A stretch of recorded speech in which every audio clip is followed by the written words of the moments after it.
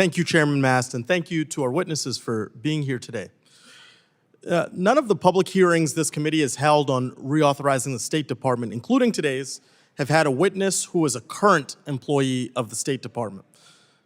By comparison, at this point, last Congress, we heard from 7 current State Department officials, including the Secretary of State. So I look forward to seeing Secretary Rubio in this hearing room soon.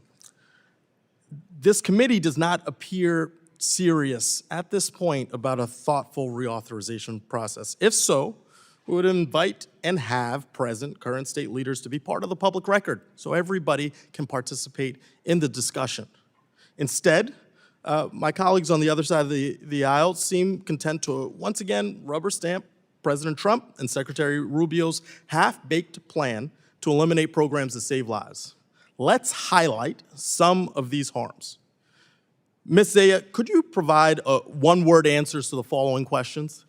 Would eliminating the Office to Monitor and Combat Trafficking in Persons help or hurt our anti-trafficking efforts? Hurt.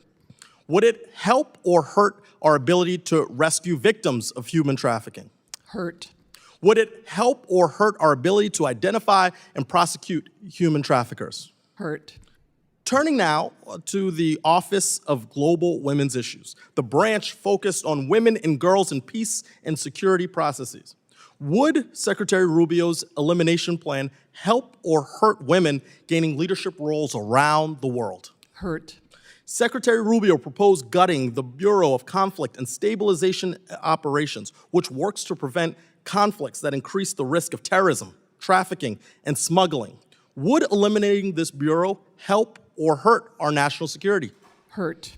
Would it help or hurt our ability to combat terrorist acts? Hurt. Lastly, this bureau funds work to document human rights abuses, war crimes, and other atrocities. Would eliminating this bureau hurt or help our ability to prevent human rights violations? Hurt. So it is critical here. I know we just ran through that exercise, but there are clear decisions, clear contrasts. This plan puts us on the wrong side of those. Now, on this continued frustration that I have around humanitarian aid, I refuse to be silent amid the unlawful effort to shut down USAID. And let me underscore unlawful. The reorganization plan completely eliminates USAID and calls for regional bureaus, the State Department, as we've talked about, to take over the development programming in their region. For example, in sub-Saharan Africa, USAID had been working on improving education to promote economic growth and political stability in the region. Ms. Zaya, you can take your time with this one. I don't need one word, but does the State Department have the expertise and staff necessary to effectively implement formally USAID development programs like these education programs in sub-Saharan Africa, and how does eliminating USAID harm our global development efforts? Congressman, the short answer is no. It does not have the expertise and the resources, but I would also make the point that it simply does not add up to take on such responsibilities at the same time you are making an unjustified, unexplained 15% to the domestic staff.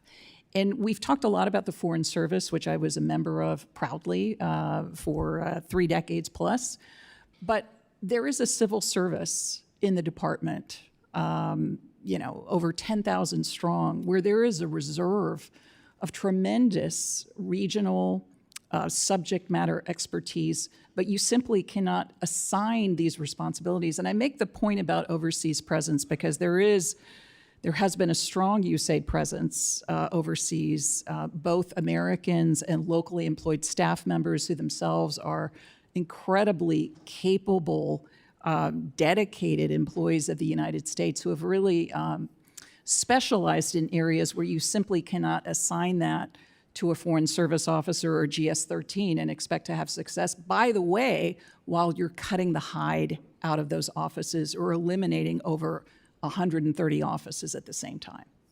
Look, my time is wrapping up, but I want to conclude with this. This reauthorization provides us with a great opportunity, and I'm grateful that there is bipartisan agreement that we can use this moment to advance our interests, but not as we shoot ourselves in the foot when it comes to the expertise, the talent, the capacities that we have to make American interests meet the moment with our values across the world. My time has expired, and I yield back.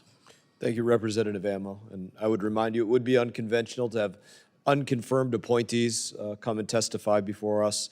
Additionally, I don't know if you were present, but Mr. Morocco did come and speak to us, testify before us as well. And Secretary Rubio is scheduled to come